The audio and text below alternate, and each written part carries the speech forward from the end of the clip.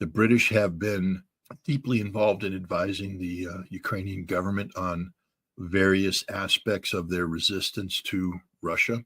The British are behind almost every major effort undertaken by Ukraine, whether it's the attack on the Kerch Bridge, whether it's the Kursk incursion, whether it was the Belgorod incursion before that, whether it was the 2023 summer counteroffensive, whether it was the fall 2022 offensive in Kharkov and elsewhere. The British were behind this. And Russia's shrugged it off. There will be a response, but it's not going to be the dramatic 12 Oreshniks obliterating Kiev's destroying the Ukrainian government. Why would Russia destroy the Ukrainian government right now? We're on the verge of taking control of the Ukrainian government. You got to think strategically here. It makes no sense to have the psychotic pleasure of revenge when you're winning across the board. Russia's not losing in any aspect of this conflict right now. So there's no doubt in my mind that the British advised Ukraine to carry out this attack to achieve certain psychological impact, to try and get Russia to overreact, to disrupt Russia's ability to respond in a cohesive, coherent manner to the diplomatic challenges that would accrue with the Riyadh meeting. Yeah, the British were behind this, but the British, they've got nothing. I mean, that's it. That was their Sunday punch. That was it. There's nothing else they can do. Ukraine is not at war with Russia. They haven't declared war against Russia. So this conflict should be limited to the special military operations zone of operations. Ukraine made a decision to invade Kursk, which is not part of the new Russia. It's part of ancient Russia. It's sacred territory, by the way, 1943, the major tank battles. This is, the symbolism of this is evident to all.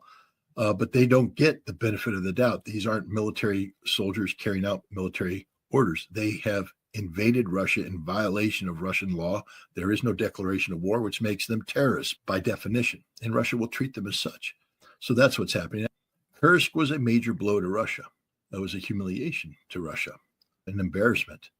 And Putin has made it a point that he will resolve the Kursk situation in favor of Russia. And so he is the commander-in-chief. And as the commander-in-chief at this critical moment in the Kursk fighting, he's went to visit his field commanders.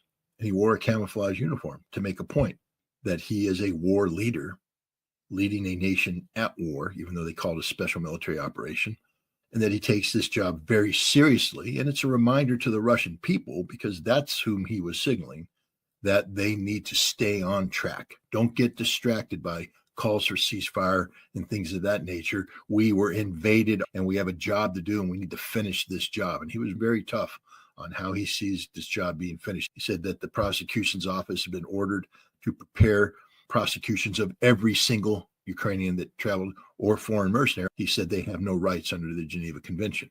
I think it was important for Putin to wear this uniform to remind the Russian people that they are still in a conflict. This conflict has existential proportions attached to it, and that the conflict isn't going to end overnight, that there will be more sacrifices that need to be made before victory can be achieved. But the Russian people can go to bed at night safe in the certainty of a Russian victory. And that's why Putin wore camouflage. The Russians aren't in the business of sending signals to the West. They don't care about the West. They really don't. They'll negotiate, but when Russia speaks to the West, they speak bluntly, they speak plainly. There's no need for signals. There's no need to disguise things. This is a Western construct that buys into a narrative that says that Putin's seeking to destroy Europe, destroy NATO, and occupy Europe, to make NATO weak, to make Europe weak. When the conflict started, NATO wasn't on the table. It was about NATO expansion, but it wasn't about the existence of NATO, the future of NATO. The Russians did in their draft treaty talk about NATO withdrawing its military aspects of it down to the pre-1997 line. But that was a negotiating position, not a demand. And it's never been included in any of the prerequisites set by Russia regarding bringing a ceasefire and a termination of conflict. But Russia hasn't articulated this at all. It's not part of the Russian negotiating posture. Even in the December 2021 documents, Russia didn't make demands on NATO other than to pull the military capacity back to 1997 lines, but they didn't talk about the dismantling of NATO, the end of NATO, the termination of NATO. Oh, Russia acknowledges that NATO exists and that it's a reality that Russia has to deal with. But there is no linkage whatsoever between the conflict resolution in Ukraine and the future of NATO. I don't think this is going to be as complicated or as hard as people think it's going to be. It's actually very simple. The Russians have put forward some very basic reality-based conditions. When Zelensky is removed from power in the next week or two, the new Ukrainian government will be better positioned to acknowledge not only the legitimacy of the Russian argument, but to act in a manner which the Russian terms in a treaty format that's binding on all parties. That's just the direction I see this happening, because Ukraine is not going to survive much longer on the battlefield. The collapse of the Kursk salient is just the first of many collapses that will take place. Vladimir Putin alluded to it. He said, we are ready to surround major units in eastern Ukraine. No to NATO. How much more detail do you need than that? Because whatever happens has to fall back on no to NATO. So you've already started defining the four corners of whatever the agreement is going to be. No to NATO. No peacekeepers on the ground. No NATO peacekeepers. How much more detail do you need than that? Niet means niet. We can go on and on. And I think that's the direction we're heading. I think we're going to see the final agreement come in the form of a very thick, not that thick, but a substantial treaty-like document, because there are, in addition to security guarantees, there are things happening that have to survive in perpetuity. And that one of those is the Russians are insisting that NATO, Europe, the United States recognize the four territories of Novorossiya as being part of Russia, that this isn't going to become a Cold War type scenario where every map made in the United States and Europe had the Baltic nations in different colors and calling them occupied Latvia, occupied Lithuania, occupied Estonia. The Russians don't want future maps to say occupied Crimea and occupied Kherson, Zaporizhzhia, Donetsk, and Lugansk. Russia wants these territories to be recognized by Ukraine and Europe as being constitutionally and legally part of Russia. Britain's role in Odessa is related to its desire to make Ukraine better positioned to defend itself against Russia by carrying out selective offensive strike operations using drones in the air and sea, using guided missiles, the Scalp, the Storm Shadow, against Crimea, the Kerch Bridge, etc. The British have led a charge in this direction, and the UK has already agreed. Their prime minister has agreed that a ceasefire is in the strategic interest of everybody. So that's the strategic direction that they've committed to, is achieving a ceasefire. A key aspect of a ceasefire agreement will be removing NATO from Ukrainian soil. And this can only be done at the insistence of the Ukrainian government. And since the Zelensky government has invited them in there and doesn't want to see them go, the implication is, in order to get Britain to people from Odessa and that region, there will have to be a treaty in writing that commits to that outcome. All this has to be worked out. See, Russia didn't say no to a ceasefire. They simply volleyed the ball back and redefined the game. And left to their own devices, if this war doesn't grind to an end, you're going to see Russia put action to match those words. The goal here would be to get a lasting ceasefire and a permanent peace agreed to without Russia having to head down that path. Because once you commit to a fight, we see the difficulty in Kursk.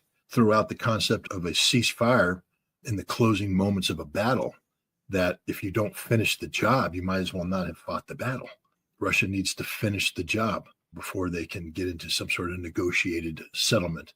I think we're going to see pressure being put on Ukraine to accept Russia's terms in the next week or so. And that's what Putin's saying. And the longer you wait on the east, the more you're going to get similar conditions set up there. Let's say the Russians surround the 3rd Assault Brigade, the Azov movement's great successor to the defenders of Mariupol. They have them surrounded. Are they going to agree to a ceasefire that says, and you got to let them go? You got to unsurround them and all this. I think we need to be careful about drawing too much inference to the decision by the United States previously to suspend the delivery of military aid and suspend intelligence. This was not a Russian precondition. Russia did not set that objective in their initial talks. This was a unilateral action by the United States to punish Zelensky for his failure to negotiate in good faith. And when Zelensky apologized and Ukrainians looked as if they were going to negotiate in good faith, the United States lifted those restrictions. But this isn't about the United States betraying Russia or stabbing Russia in the back. Not at all. Just the opposite. The United States is simply putting pressure on Ukraine. And that means, and again, Putin alluded to it, if you're going to have a treaty, what's your verification? How do you verify compliance? Or if there are allegations of non-compliance, how do you verify that? What mechanisms are going to be in place? You can't have a ceasefire unless you have verification measures in place. This has to be discussed. And this has to be done in writing. It has to be done legally in the form of a treaty. But there will have to be a formal agreement. One of the things the Russians have said that is we no longer go off of handshakes and partial agreements or incomplete agreements, that whatever agreement we have is going to have to be spelled out in writing and take the form of a treaty that's enforceable. So you're saying that the precedent is that the West will agree to a ceasefire and then say that conditions will be imposed, but they'll never impose them. And then the ceasefire is simply a cover to buy time to rebuild the Ukrainian army. Do you understand the root cause of the concern for Russia? Because they've done this before 3 times, and each time they're lied to. And each time the Ukrainians take advantage of the pause to rearm and attack Russia. That will never happen again. And that's the direction we're headed here. The Russians are simply reiterating a reality to the Americans know, because Russia's always said this. Lavrov has been saying, the day of Minsk 1, Minsk 2, and things like that is over. We don't trust. Putin has admonished himself, saying he was naive and believing in the West's willingness to abide by Minsk. But now it turns out the West was using Minsk as a cover to rearm Ukraine to NATO standards. And the Russians set that standard when they submitted on December 17th, I believe, 2021, draft treaties, both the United States and NATO, setting forth Russia's desire for and conditions in support of seeking a new European security framework. And so Russia will ensure that before there is a ceasefire, there will be certain conditions that have to be met in writing, and they are enforceable conditions, and there has to be an agreed upon mechanism of monitoring and enforcement. It's not going to include NATO. It'll have to be something else agreed upon. But these are conversations that haven't yet happened in detail. And I think what is going to happen is Russia is going to set the table, so to speak, with its requirement of what has to happen. Then Trump is going to give instructions to go in and fill the gaps in, to put food on the plates so that a feast can occur. So I just think that we're getting a reality check from the Russians, and that's okay, because I think the Trump administration was expecting this, was wanting this, and I think they will work with the Russians to move this process forward. You just don't meet with the Russian president, just like you just don't meet with the American president. When you meet with heads of state of this caliber, there has to be a reason. His time is valuable. Why is he going to allocate time to Steve Witkoff to talk about Mark Vogel? Nope. It's because he wants to take advantage of Witkoff's access to Trump to receive a message and to send a message. And whatever conversation they had resonated greatly. Witkoff went back the very next day. Trump has a 90-minute phone call with with Vladimir Putin. I bring this up again because if you're acting as if what we're hearing from Putin today is the first time he's considered Donald Trump's position, you're wrong. You're fundamentally wrong. He heard Donald Trump's position back on February 12th when they had a 90-minute phone call where they exchanged ideas. This phone call didn't just happen out of the blue. They were both ready for it. They both knew what they wanted to say. They said it. They listened.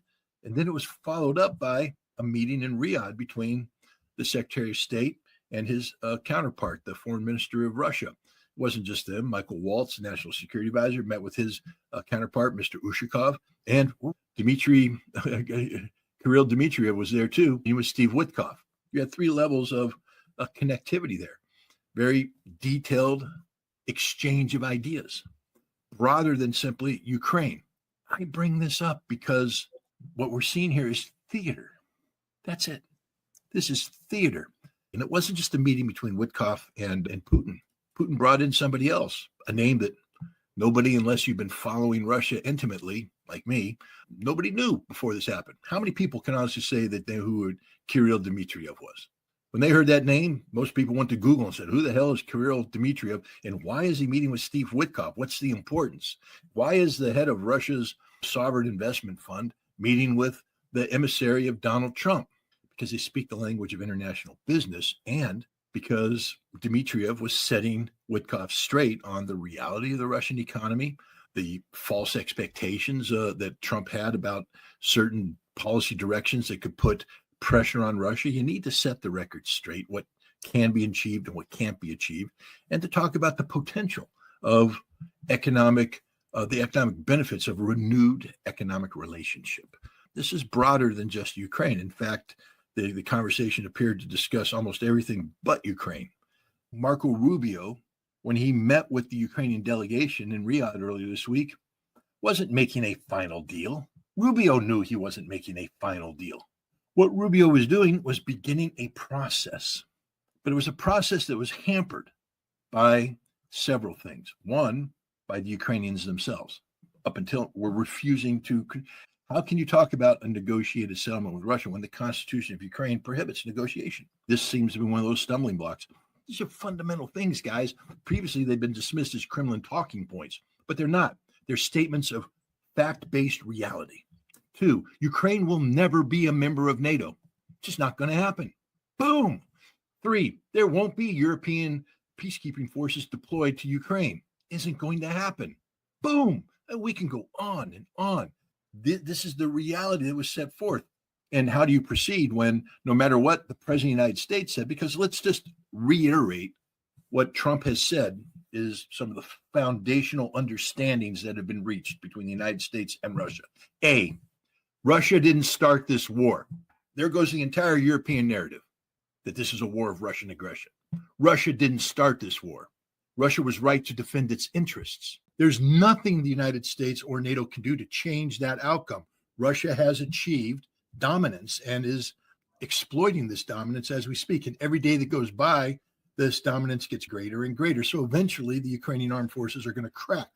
This war ends when this war ends, meaning that Ukraine will have to accept the reality that it has been defeated.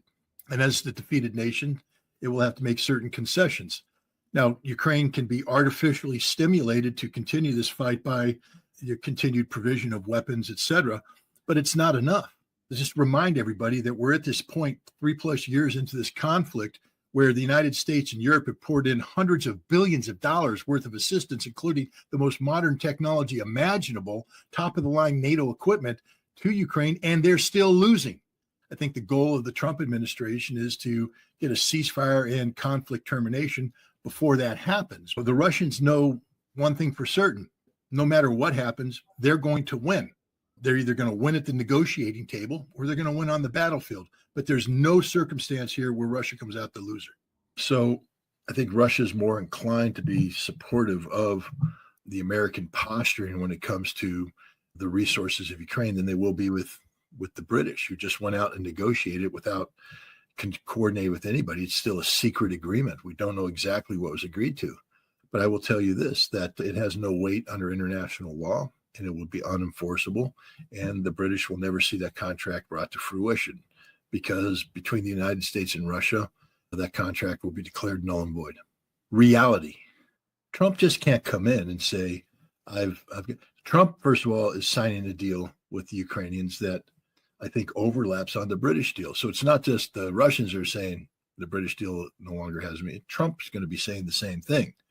The difference is that Trump is talking with the Russians via Kirill Dmitriev about a broader economic cooperation that could include the United States helping Russia exploit its $7 trillion worth of rare earth minerals.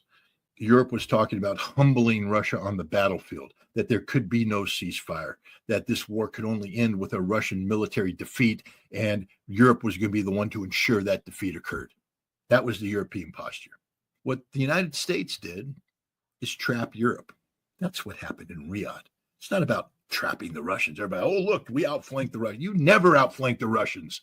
How do you outflank somebody named Sergei Lavrov that's been around forever, who's been doing this forever? Vladimir Putin, who's been the leader of Russia for a quarter of a century. These Russians are better prepared. They know more. They know about themselves. They know about the world. They know about everybody. This is not their first rodeo. This is not their 5th rodeo. This is not their 1,000th rodeo. They invented the rodeo. Then Marco Rubio comes out with Mike Waltz, and they talk about, we've agreed to a 30-day ceasefire when there are certain conditions that the Ukrainians laid out, but it's a 30-day ceasefire, and the ball is in Russia's court. Those are very important words. Why? Because immediately out of every capital in Europe came a following statement, almost word for word. We love the idea of a ceasefire. Wait a minute. Didn't you just say that there can't be a ceasefire? Russia must be humbled militarily, defeated. But now Europe's saying, we love a ceasefire. It's the greatest thing. And the ball is now in Russia's court. They said it. Everybody said the same thing over and over again, which means that this was scripted. Never forget that. Ukraine is a sideshow, what Trump wants to do with China. Not military. We talked about this before. I don't believe that Trump's looking for a war with China. I think Trump's looking for an equitable solution to the tensions that exist between China and the United States. It's a whole different negotiating posture and step, and I don't want to bring it up here, except to point out that you can't do that if you're tangled up in a war in Europe. And left to their own devices, the Europeans apparently were willing to have a war with Russia. That would be problematic for the United States, because now Europe is committed to not war, but a ceasefire. Europe has said that is the best outcome. That is the outcome we want, a ceasefire. Listen to what Vladimir Putin said. Ceasefire is essential. We accept a ceasefire. We accept it. They're playing the game. Now, here's the interesting thing about the conditions. They didn't send the ball back into the Ukrainian court because they don't give a damn about the Ukrainians. They didn't send it back into the European court because Europe, frankly speaking, took themselves out of the game the moment they said, we accept the ceasefire. They went to the American court. It's the second time or the third time they've heard this. Nothing new is being presented to the Americans. Nothing new.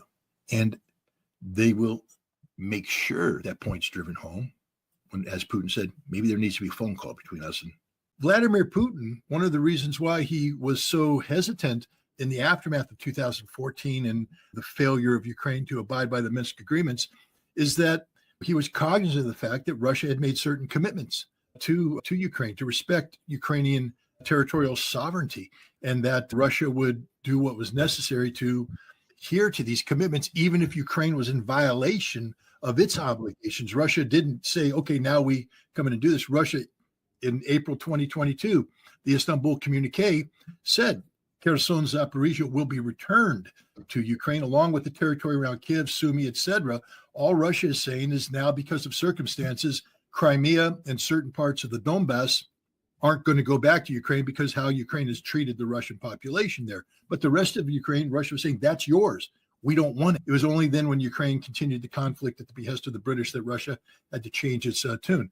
So when Ukraine instead has this coup d'etat in 2014 and shifts to wanting to join NATO, that makes null and void all past agreements.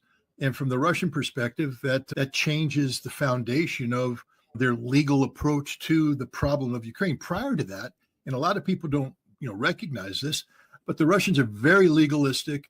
Every word matters, every statement matters. And this is why, getting back to Marco Rubio and Michael Waltz, they're in a lot of trouble, because the Russians recorded every word that Donald Trump has ever said, not only to Vladimir Putin, but to the public about this situation.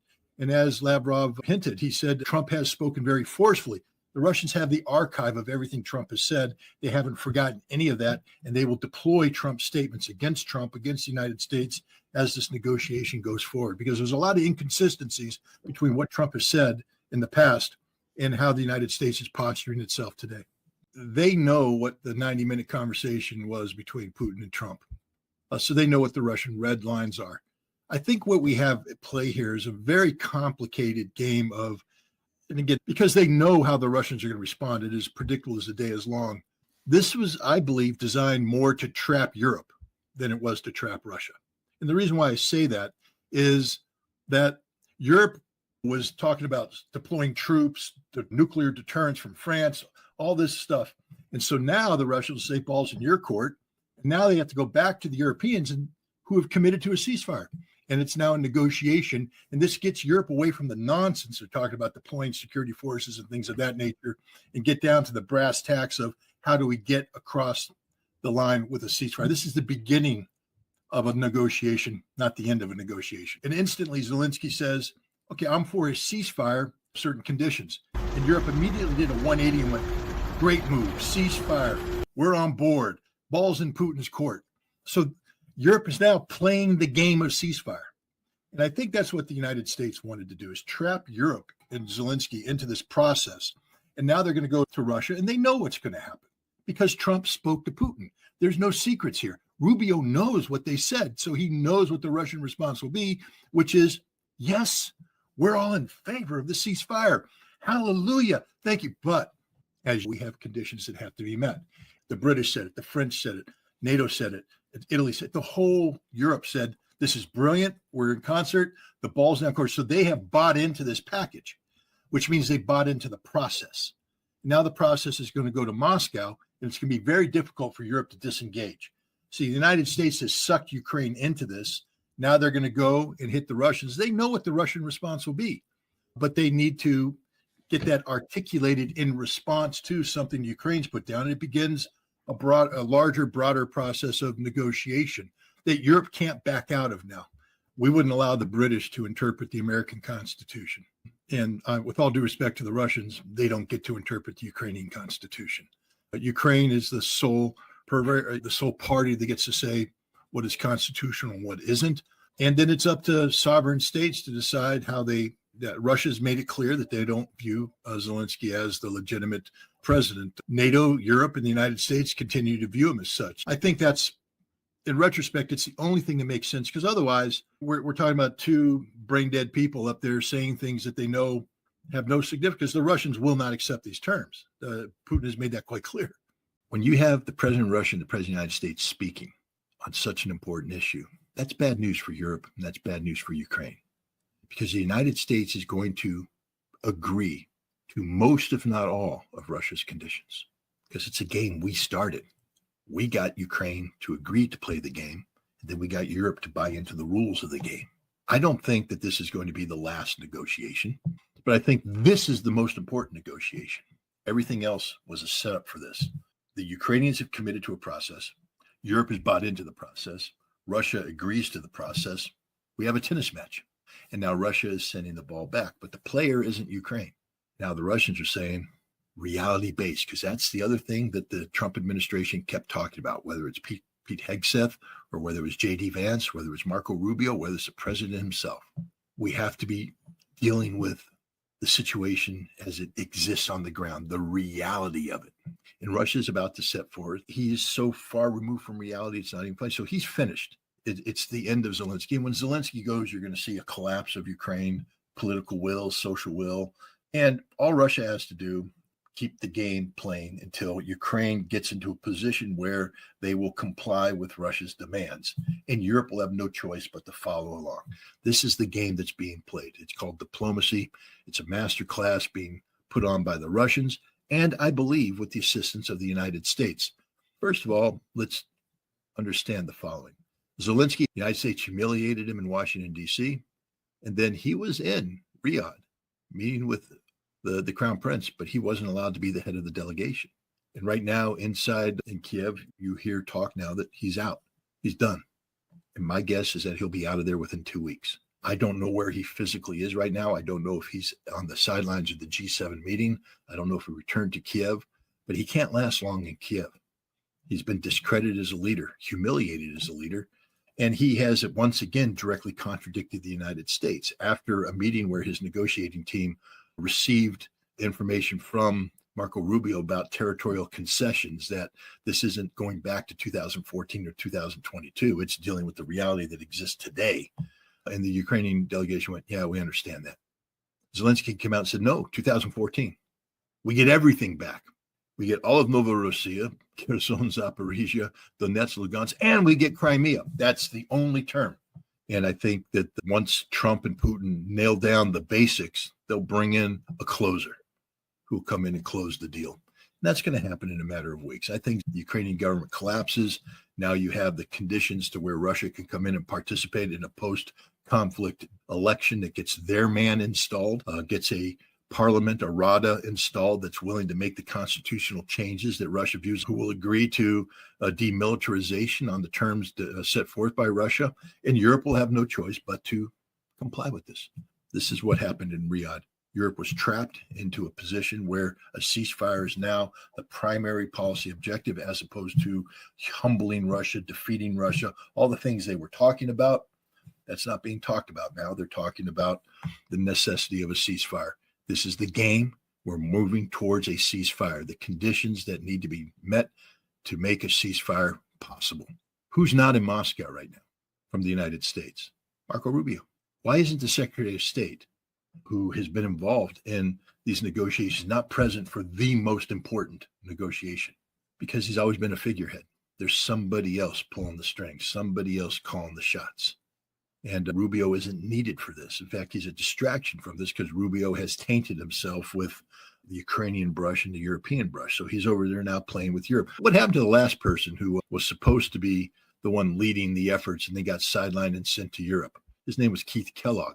You do know that he was fired. He's no longer the special envoy. I'm not saying that Rubio is going to be fired. I'm going to say that Rubio is not going to be a major part of the Russian negotiation going forward. This is now in Donald Trump's hands. Steve Witkoff, although they said he's not going to be the principal negotiator, Steve Witkoff is the facilitator. And he's got this in Trump's hands.